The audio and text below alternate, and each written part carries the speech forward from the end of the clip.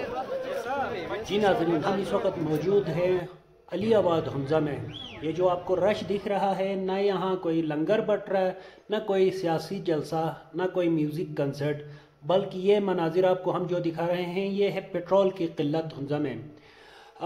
इस पर हम क्या कहें, इंतज़ामिया की नाकामी आपको साफ नज़र आ रहा है कि पेट्रोल नहीं है डिस्ट्रिक्ट हुंज़ा में। डिस्ट्रिक्ट हुंज़ा में नहीं बल्कि गिलगित बल्तिस्तान के मुख्तलिफ अज़ला की यही हालात है। अब सवाल करे तो बंदा किससे करे।